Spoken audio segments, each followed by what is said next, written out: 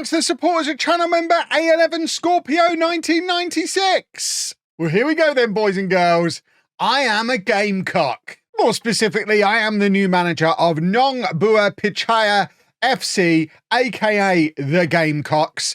We left the raging mackerel in the last episode, and now we need to get ourselves settled into our new club. But first things first, let's figure out where in the world we are. Obviously, we are still within Thailand, but we have moved way north. We were down here just south of Bangkok before. We're now all the way up here, almost in Laos. Laos. I don't know how you say it. This is where we play at the Pitchaya Stadium, which is near a big wet river thing. Lake is a big wet river. A lake is what I'm looking for. Oh, we're near a night bazaar market. That's exciting. Let's have a little look at it from the aerial view. Somewhere in here, there should be a football ground. There you go. I mean, it's not the fanciest, grandest one that we've seen on this journey so far. I don't think there's even anybody who's put a little blue dot on it. This is a tiny little ground. I don't even know if we're going to be able to see it. Let's drop ourselves down at street level. It's somewhere around here. I mean, that's a nice little pre-match drinky poos spot, isn't it? Very pleasant. Is it over here? Where's the football ground? That looks like it might be it over there. Hold on, we're going to go up here. We feel like I'm playing GeoGuessr. I mean, that's a nice sign. Can we have a look at the nice sign? That is a nice sign. I do feel like we're getting further away from the football stadium, though. And I'm not really seeing one anywhere on the horizon. This is a very different setup to what we had with the mackerel. What have we got over here? Another little restaurant, bar place. I mean, there's plenty of places to get a beverage. What I'm not seeing is a football stadium, which I feel like should be around here somewhere. But apparently is not. Is that it in there? I think that's it. I think this is the football stadium. I mean, it's not the fanciest, is it? We need some on-field success quick so we can upgrade this, because I just have a feeling this isn't an Asian Champions League winning football stadium, is it? We might still not have reached our end destination for this continent. But ultimately, the stadium is much bigger than the one we had previously. We've gone from less than 1,500 people to just under 8,000. We've got just under 5,000 season ticket holders. The financial situation still appears to be a little bit of a mess, massively overdrawn, but we have got that big transfer budget, a massively increased wage budget over what we had previously. And most importantly, we have started well in the job. Came straight in, had a little bit of a gap before my first match, so we're able to play a friendly, which we won 7-0, and we're now 4 games unbeaten, 3 of which are wins, which means we have started to move ourselves up the table. We need to do a mid-table finish this year. We're obviously not going to get up into that Asian. The Asian qualification spot? Doesn't really have the same ring to it, does it? The continental qualification spot, maybe? How do they call it Asian qualification when you're in Asia? Or is that just a weird? Because thinking about it, it's weird calling it European in Europe.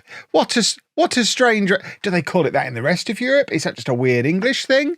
I might be about to learn many things, but we have now moved above the raging mackerel, who we play in today's episode, and also the transfer window has opened. So we are starting to do a little bit of transfer business. Our first player that we've brought in is Tadio Besena, who, despite us having all of that transfer budget, is a free transfer left back, who's very good, much better than anything we ever had at the mackerel. He comes into play at left back. We've also managed to start moving a few players on, most notably the Brazilian Eduardo Cal has gone to a Brazilian team. We actually got cash money for him. And although we've got this big transfer budget, part of me thinks we're probably going to put a lot of it towards wage budget this month. But the transfer window is open. We're in a winning run, and we now face the raging mackerel with a good team and hopefully another win as we start to move ourselves a little bit further up this table towards that mid-table position that the board are looking for. So this is our team. Obviously, formation-wise, it's very familiar. It's what we've been doing in this save. A nice little 4-3-3. It seems to be working. We definitely have the players to make it work. And this is our 11. Meet the team. Montasar Esid is our goalkeeper. He's not great. We're probably going to look to find ourselves a better one.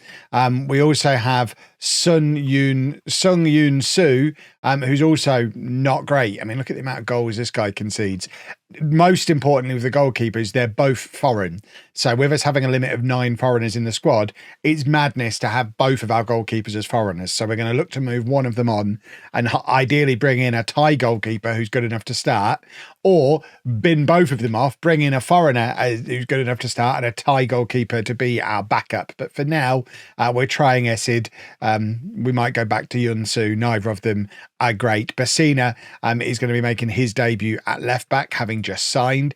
We've then got Sombat Songma, who has 1 cap for Thailand. He's going to play for us at centre back alongside, if I can click on him properly, Ahmed Astati, who is a Moroccan, quite a good Moroccan, 4 stars of current ability, 4.5 stars of potential, been with us for a couple of years. We actually paid real cash money for him a few years ago. It's a whole new world here at a club that's actually got some money, even though looking at the balance, you'd suggest we had no money. We then have Yusuf at right back, who's another foreign player, another one we spent money on, another one who he's not that great, and we're probably going to look to move on and replace either with a Thai player who's not that great or a better foreigner. At the base of the midfield, we've got Sitisak Thongin, who can play anywhere in the midfield. We spent big money on him, having had him on loan from Navy FC. £195,000 spent on him back in the close season. I was going to say back in the summer. Again, it's summer now. It's very odd.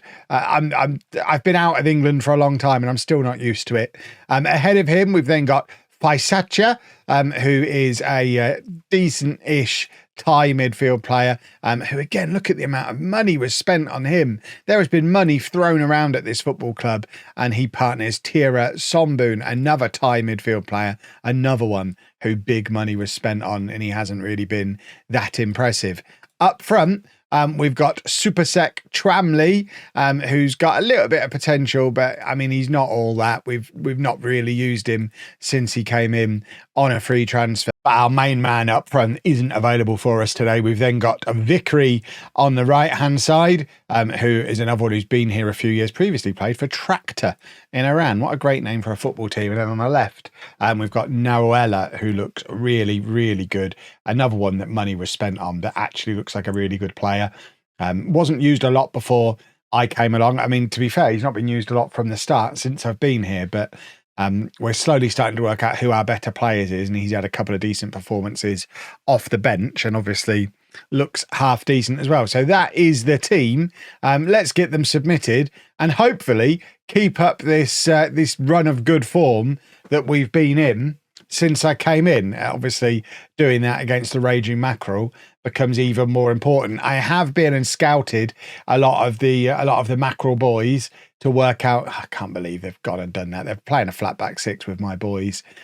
We've gone and scouted and tried to work out if any of them are actually good enough to come in and play for this. And even the better ones, the likes of Pitso and Putt Lane, are only like 3-star players in this squad, and they would cost us so much money that it's hard to justify bringing them in. So I don't know that I'm going to be bringing anyone in from the mackerel. The most likely would be Putt Lane, but I can't be going and spending nearly £1 million on an average player. Although looking through the team, as we've just done there, it seems it's fairly standard Gamecock stuff to go out and spend big money on players who are not much better than what you've already got at the club. But we have gone ahead in this game as we continue the good form we've been in since I arrived. And Tramley, I think that's his first goal of the season, certainly his first start under me. And I mean, start as you mean to go on, I guess. He's come straight in, scored a goal. And as things stand, that moves us up to 8th in a league of 16, which by my reckoning is top half, which is even better than mid-table. I'm never quite sure where Football Manager draws the line for things like it wants mid-table. To me, mid-table in a league of 16 would be anywhere between like 6th and 14th. I know the game definitely doesn't see it that way, and there's like 5 different potential finishes in that zone. It's very confusing. But we've just gone 2-0 up through a very soft goal. Bun Mac is better than that.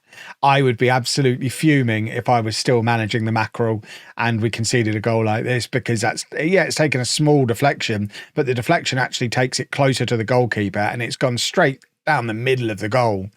And you shouldn't be conceding in the middle of the goal from a free kick under any circumstances ever. And I do think that after a number of years of making the Mackerel perform well above their level, there's going to be some hard days ahead for the raging Mackerel. They've had that massive wage budget cut that happened just before I left, so they're going to have to sell players during this window.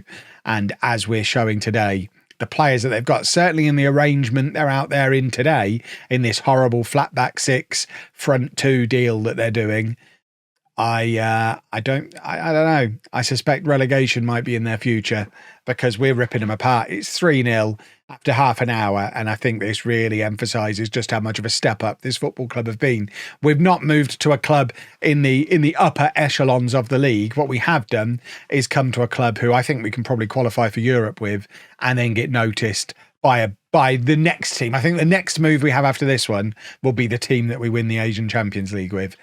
Whether it is one of the really big clubs here in Thailand, or whether getting ourselves into, say, the Champions League. Kitty scored against us.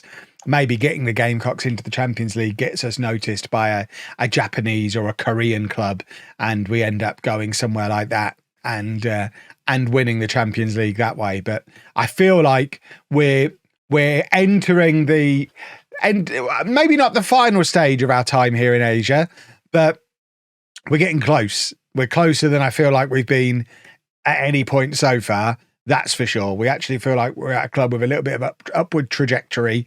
What would be nice is if I could, do a coaching badge. I think that is one thing that might hold me back from getting a really big job at a really big club.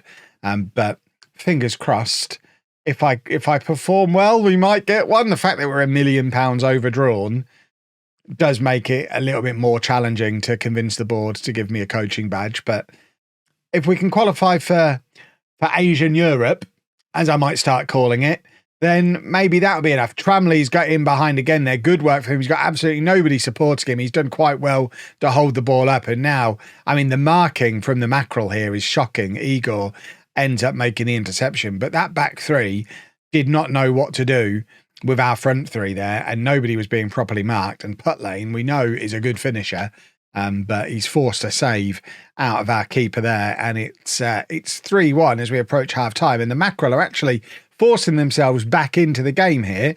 We know how dangerous they can be from set pieces. Kitty lurking again, but this time the keeper is there to grab hold of it, and we fingers crossed managed to hold on until half-time.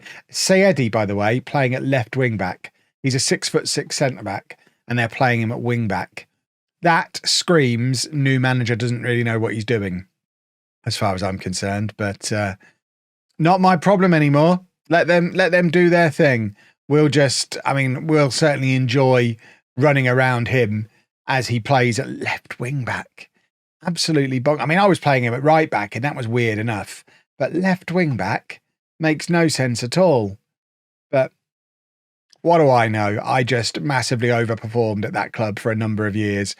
Igor, who would be another one who I'd be tempted to, if he was cheap, be tempted to bring in as a squad player. But my scouts seem to indicate that even someone like Igor or Putlane or Ratinho, the real top players at the Mackerel, probably not going to be good enough to get into our starting 11. So I think we need to move on from those boys. They were great for the time.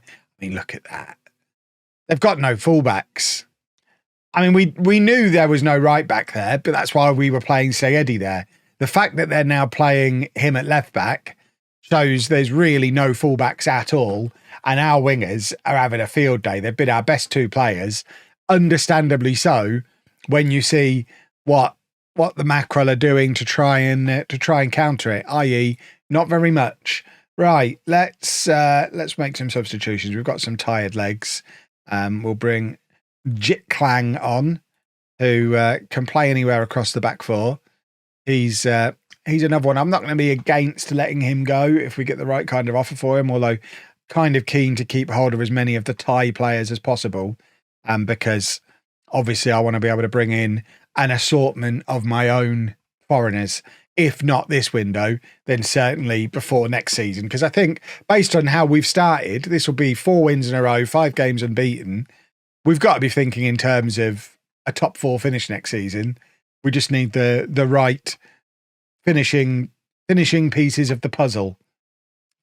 That's what the cool kids would say, right? Okay, final few substitutions. We've certainly dropped down we're coasting along in like second gear since the third goal went in, and the Mackerel are proving to be absolutely no threat. They're in horrible form. We're in great form.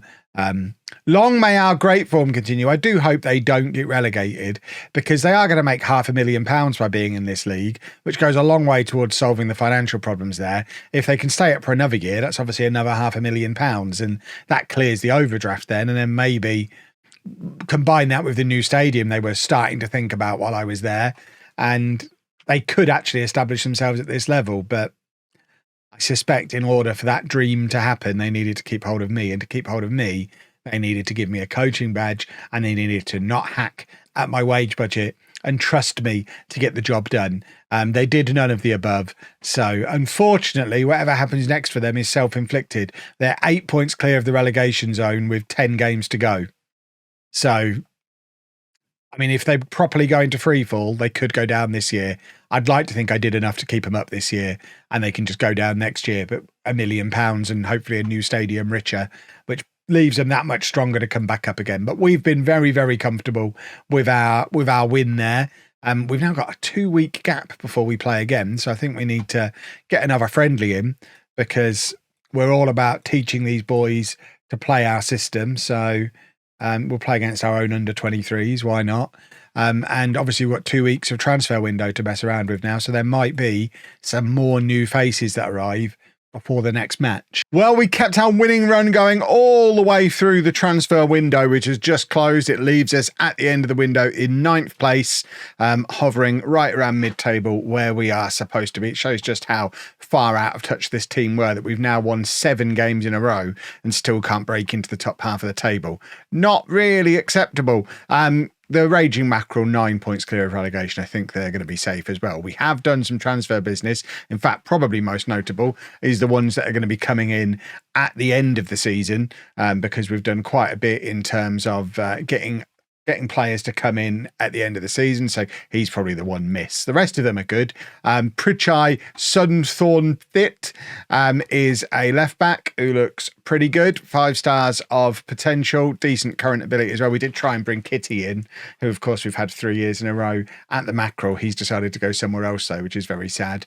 We've also got Warat Jarawen Satarak, who is currently at Port, and would come in as our starting defensive midfielder as things stand currently. We also have an attacking midfielder who will also be coming in from Port, and an attacker as well, Nakpan, who is pretty decent, will be a decent backup and youngster for the future kind of player.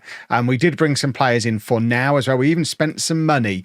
Igor Glowacki is a 18-year-old Polish left winger, 3.5 stars of current ability, 5 stars of potential, much better than any other winger we had at the club currently, and he has started things off with 3 assists in his first 3 matches, so he seems pretty decent. We also brought in a loanee, just to fill out the squad, left back and centre back cover. He'd been with us previously, and he's just back on loan till the end of the season to cover a squad gap. And then the big signing, Emmanuel Oke, is a 29-year-old Nigerian goalkeeper who's got 3.5 stars of current ability, and he's 6'6" with 20 jumping reach, and that is kind of nice for a goalkeeper. I very much approve of that. The only problem is he's on £8,500 a week, which I was happy to give him. Hadn't realised we had a player with a match highest earner clause. So we've now got our North Korean international, Pek Chung Song, who spent the whole of the window away on international duty. He's now also earning £8,500 a week. So we might have to move him on, because as much as he seems like he's decent, we've not used him a lot because he's been on international duty. We haven't really missed him, and he's very, very expensive. All of that sets us up for this game against Port. Port are a team that we have played before. They're currently 4th in the league, and we're probably going to lose. It's been a 7-match winning run, but we haven't played anyone good in those 7 matches. I suspect we might lose this one, but we are going to get to see Oki in goal, all 6'6" of him, and our new look-ish back four of Besena, my new boy, Songma, Astati, and Thod Sanit. Chiamezi is at the base of midfield. Weirdly, he also had a match highest earner clause, but then agreed to a new contract to reduce his salary back down again, which I thought was jolly decent of him. We've then got Naratat and Somboom ahead of him, New Boy Glavaki on the left, Budjaran on the right, and then this is the main man up front, Hojaruin Bunchen, who's got 10 goals for us so far this season, and he's now available again. We paid over £500,000 for him a couple of years ago, which, again, I'm really starting to understand why this team are £1 million overdrawn, because certainly previous managers have had no issue at all with throwing cash around. I obviously just had a transfer window where I had £1 million to spend, or £1.5 million to spend. Spent 20 grand. Because I just don't think we needed to spend any more. I'd like to think we'll still have that million sat there to spend at the end of the season, when we're actually going to be putting together a team to push for continental qualification. If they take it off me, I'll be a little bit miffed, because I guess I could have spent it now, but I'm pretty happy just bringing in some key players in positions we needed, like the goalkeeper, and some decent freebies set up to come in, and we can review the squad properly when we have a full window to mess around with, and some more availability of players like we'll have at the end of the season. So I'm more comfortable throwing the cash around then. I just hope the cash is still there. With us having £1 million of transfer budget and £1 million of debt, I am a little bit worried they match up really rather nicely, and they might take the money off of me, which I will leave me a little bit miffed, because I was brought in on the basis that I'd have money to spend, and I haven't spent it yet. So it'd be nice to be able to spend it. But we've just gone ahead after 4 minutes against a team who, I mean, very recently were Thai champions. They are a good side. They play in a massive, awesome stadium. They're the kind of club where I think if I were to be able to go in and manage them, I think we could genuinely win the Champions League with a team like Port. I think they've got a big enough infrastructure around them for them to be a team we could actually do good things with. And we're beating them. So, I mean, I don't think we can qualify for the Champions League this season. We're still 12 points behind Port, who are the team in 4th place. And I think there's only like 5 games of the season left after this one. So it seems very, very unlikely. But this, if we manage to hold on to this will be 8 wins in a row. And I mean, it is literally 5 matches remaining after this one. This season, I came in too late. If they'd have brought me in at the start of the season, we could have won the league with the form that we're in. As it is, we'll finish top half of the table, and we'll all be happy with it, and it will be fine. And hopefully, with another window, we can bring in a few really, really top level additions to the team. We want Thai internationals. That's the kind of level we're looking at. We want to start getting media dream 11 players. That's what we're aiming for. I think we've got the money to potentially be able to do it. The transfer window that's just happened, the biggest spenders in the entire window only spent £1 million, and we've got that. So we've got theoretically the financial muscle to be able to compete with anybody in this league. We just need to be able to attract the right players, and obviously that involves finishing as high up the table as possible, and then reputation and stuff like that comes into play. But we haven't had anybody refuse to talk to us the way we used to have at the Mackerel when we were looking to do transfers. We've had a few players who've turned us down to go elsewhere, like Kitty, which is a little bit frustrating because I'm on his favoured personnel list. So you would think he'd be interested in coming in and playing for me permanently, but I guess he wasn't. And it can't be that money talks, because I think he's gone somewhere else on less money, or at least equivalent money to what we would have offered him. We didn't talk him down. He just, I'll go somewhere else, thanks, boss. All right, Kitty, I'll see you on loan again in about a year, I imagine, because you play for me every year. Right, we're trying for a long throw here. It's 1-1 now, but we are trying to re-establish our lead. Cross comes in. It's dealt with relatively easily, and now Port getting a counter-attack up and running. I mean, it was decent defending. Two elements of decent defending there. But both times we've got the block or the tackle in and then given the ball straight back to them. So there's work to be done. And the keeper, $8,500 a week. Yeah, he's tall. He's great aerially, but maybe he doesn't get down to the low ones well enough because he's gone the wrong way and didn't even dive. And all of a sudden we find ourselves behind in a match that we were in control of in the first half. And this is uncharted territory for us with the Gamecocks. I haven't lost a game here yet. And, oh no, match plan. Goodness me, I don't even know what that means. Right, let's make a few changes. This might be our first taste of defeat, which I won't enjoy. I don't like losing. I've very much enjoyed being the form team of the league. It's been great. Some of these names, by the way. Kwam Weng Chan. I'm almost certainly being really offensive there, inadvertently. I can't combine those syllables into a word. My tongue's not capable of it. And we're under attack for a counter-attack again here. And they keep getting in behind us. And it's not ideal. I mean, it's just difference in quality. I guess look at the size of that goalkeeper. I mean, he's kept himself big there. And look at him. He's enormous. I've had some big boys in goal over the years. Few have been as big as this big boy. And certainly we shouldn't ever concede a goal from a corner again, you would think. Teams might figure out that they can just hit it low and he's not going to get down there in time, as we've already seen in this match. But crosses, it should be impossible for anyone to do anything with a cross. And Glavacki has just hit the crossbar. He's never scored in his career. That's probably the closest he's ever been. But that caps his most disappointing Gamecock appearance he's had so far. And we're throwing different options on to try and make something happen. We probably should have gone attacking a little bit sooner than we have there. And we've gone straight to very attacking. And there you go. That's what having a big boy in goal does. Just, they ain't getting that kind of stuff past us. Feel free to cross at us all day long. We've got them covered. We're fine. Unless they can find a striker. They'd need like a 7-foot striker to be able to beat him to anything aerially. Because obviously they need to be able to get their head above where his hands can go. And that, I just don't think such a player can exist in Football Manager. So no one's beating him in the air ever. You would expect.